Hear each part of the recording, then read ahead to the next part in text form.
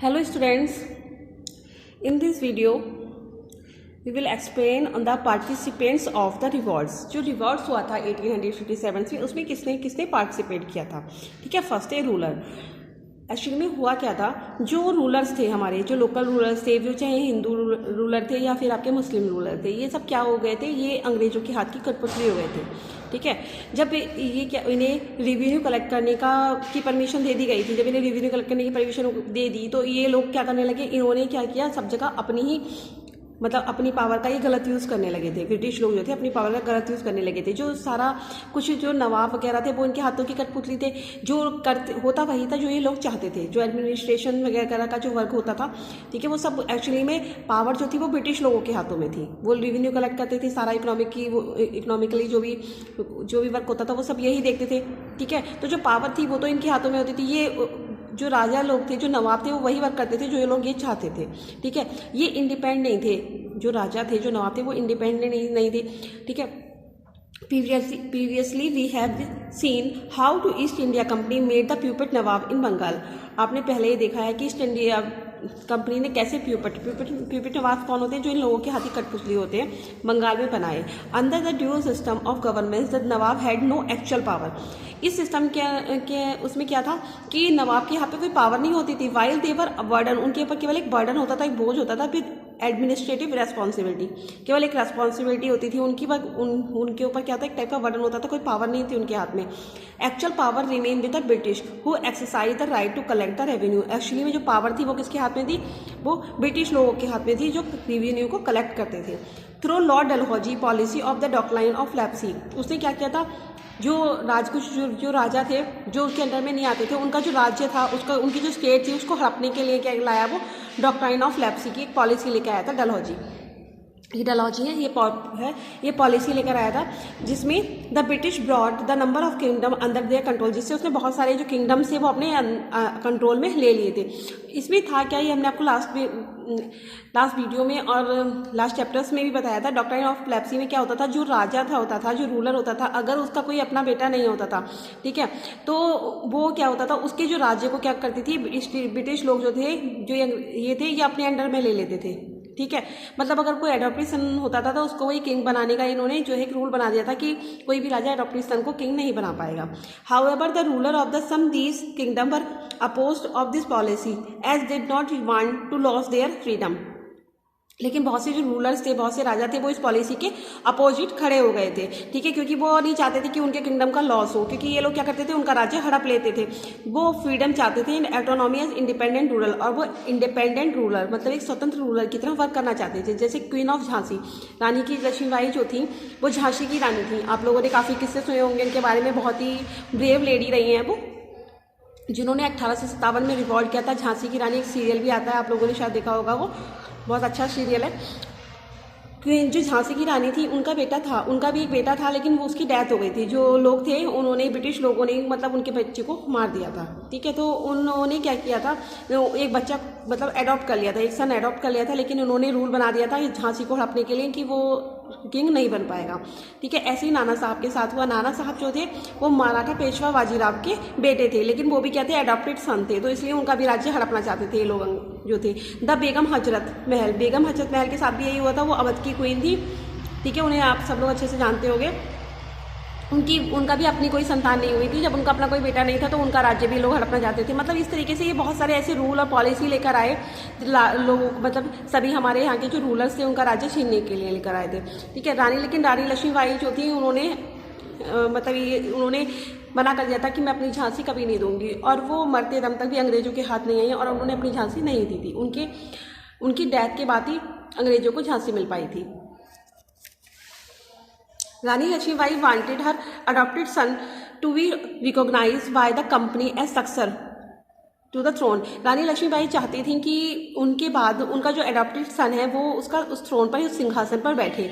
इसमली पेशवा बाजीराव सन नाना साहब wanted his father's pensions, और वो भी यही चाहते थे कि पेशवा बाजीराव भी ये चाहते थे उनके बाद जो है उनका जो बेटा है, नाना साहब जो थे, उनके बेटे थे, वो उनकी जगह लें। The problem of Awadh was that of losing it's independence completely, और इसी प्रॉब्लम की वजह से जो अवध की महारानी थी, अवध की जो रानी थी वो कौन थी, बेगम हजरत महल, वो भी अपनी इंडिपेंडेंसी खो चुकी थी। ठीक है, वो कम्प्लीटली अपना जो राज्य है वो खो चुकी थी। अंग्रेजों ने क्या किया था, उनके राज्य पे अधिकार कर लिया था। It became one of the last states invaded on the ground of misgovernance.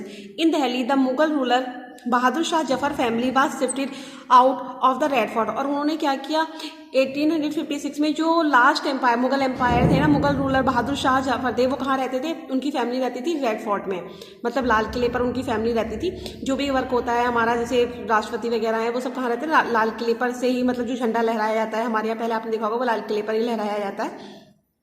तो उनकी फैमिली लाल किले पर रहती थी। तो उसने ये कहा, इन्होंने एक रूल बना दिया कि अब जो है बहादुर शाह जफर के पास कोई भी, सब जो मुगल राजा हैं वो राजा वही मुगल रूलर रहेंगे, उनके बाद कोई भी उनका जो प्रिंस होगा वो राजा नहीं बनेगा। और उन्हें क्या करना पड़ेगा, उनको अपनी फैमिली वहाँ से शिफ्ट करनी पड़ेगी, मतलब उन्हें रेड फोर्ट छोड़ना पड़ेगा। क्योंकि जब वो रेड फोर्ट पर रहते थे तो सबको ये लगता था ना, पब्लिक को भी ये लगता था कि ये हमारा राजा है, ठीक है, हमारा शासक है।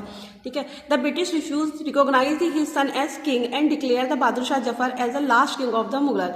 और ब्रिटिश लोगों ने ये कह दिया था, ये रिकॉग्नाइज कर दिया था कि जो उनके सन होंगे अब वो राजा नहीं बनेंगे, अब ये जो है मुगल एम्पायर जो है उसका यहाँ पर एंड हो जाएगा और बहादुर शाह जफर जो होंगे इसके लास्ट मुगल होंगे। ठीक है, तो उन्होंने क्या किया था, एक नया रूल ये भी बना दिया था। तो बहुत ज़्यादा प्रॉब्लम फेस करनी पड़ी थी इन लोगों को, राजाओं को भी। ठीक है, जो इन्होंने लाल किले से उसको हटा दिया, रेड फोर्ट से हटा दिया, और जो अब उनके जो बहादुर शाह के बेटे थे वो केवल प्रिंस रहेंगे, कोई भी राजा नहीं बनेगा। अब सारा जो रूल था वो किसने, अंग्रेजों ने अपने हाथ में ले लिया था। उन्होंने जो है नए नए रूल्स बनाए, नई नई पॉलिसी बनाई। हमारे जो किंग्स थे, हमारे यहाँ के जो इंडियन और मुस्लिम किंग रहे हैं हमारे इंडिया में, उन सबका राज्य हड़पने के लिए बहुत सारी कोशिश की। फिर जब हर चीज़ की होता है ना, हर चीज़ की अति होती है, जब लोग बहुत ज़्यादा प्रॉब्लम में आ गए, बहुत परेशान हो गए, तो उन्होंने क्या किया था, रिवॉल्ट स्टार्ट कर दिया। ठीक है, नेक्स्ट टॉपिक है हमारा soldier. The Indian soldier car सिपाही। जो इंडियन सोल्जर थे, इंडियन सिपाही जो होते थे, उन्हें क्या बोलते थे, इंडियन सोल्जर से उन्हें सिपाही बोलते थे। बर unhappy and they were not given high position in the military. जो वो बहुत इन लोगों से बहुत खुश नहीं थे। ठीक है, क्योंकि वो लोग क्या करते थे, हमेशा छोटी पोजीशन पर रखा जाता था, उन्हें कभी भी उन्हें हाई पोजीशन पर, मिलिट्री जो होती थी इनकी जो फोर्स थी, उन्हें हाई पोजीशन नहीं मिलती थी। कुछ लोग क्या करते थे, हाई जो बहुत से ये सारी आर्मी अपने यहाँ से ब्रिटिश से तो लेके नहीं आए थे, ब्रिटेन से नहीं लेकर आए थे, उन्होंने क्या किया था, हमारे देश के लोगों को अपनी आर्मी में भर्ती कर लिया था। देयर पे was lower than that the British. इनकी जो पे होती थी, जो इनको तनख्वाह मिलती थी, वो भी क्या होती थी, ब्रिटिश से कम होती थी। And there condition of service was bad. और जो इनकी कंडीशन होती थी, इनकी सर्विस होती बहुत अच्छी नहीं होती थी, इनसे बहुत ज़्यादा वर्क कराया जाता था, और इनको जितना वर्क कराया जाता था उसके अकॉर्डिंग उनको पे भी नहीं किया जाता था। They were made to cross seas and flight war which were against their religion.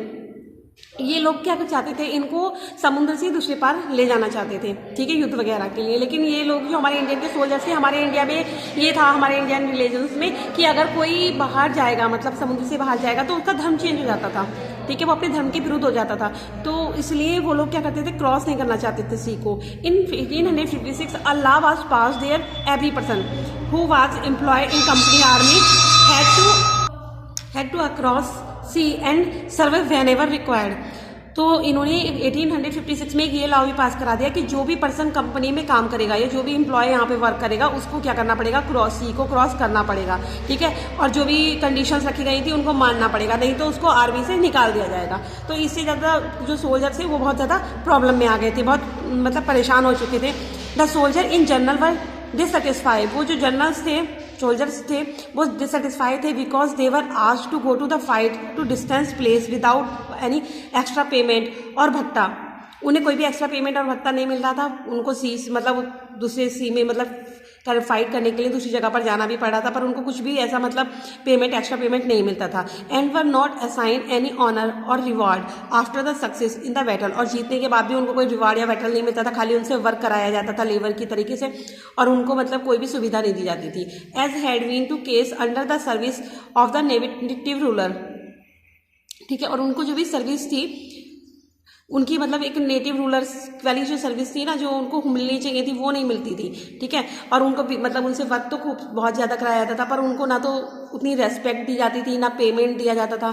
तो वो सोल्जर्स भी बहुत अनहैप्पी थे, उनके साथ जो पार्शलिटी ये लोग करते थे ना, मतलब ब्रिटिश लोग, उससे वो खुश नहीं थे। तो वो लोग भी बहुत परेशान हो गए थे। तो उनके माइंड में भी कहीं ये स्टार्ट हुआ कि हाँ, हमें अब क्या करना चाहिए, रिवॉर्ड करना चाहिए जो हमारे साथ हो रहा था। एक प्रॉब्लम और इनके साथ आ रही थी सोल्जर के साथ, जो इन्हें गन दी जाती थी ना, उसमें जो कार्टेज यूज़ किया जाता था। तो पहले आज की तरह गन तो मिलती नहीं थी उस टाइम पे कि हाँ उसमें गोलियां डालो और स्टार्ट हो जाती थी वो, ठीक है, उसको स्टार्ट कर लो। पहले वो जो कार्टेज था उसको मुंह से खोलना पड़ता था, और जो जिसमें वो कार्टेज होता था ना, वो जो उसके ऊपर का जो कवर होता था ना, वो जो है काऊ और पिग के फैट का बना होता था। तो हमारे रिलीजन्स में तो काऊ को माता माना जाता है, ठीक है, माँ का दर्जा या भगवान का दर्जा दिया जाता है। तो उनको वो मुंह से खोलना पड़ता था।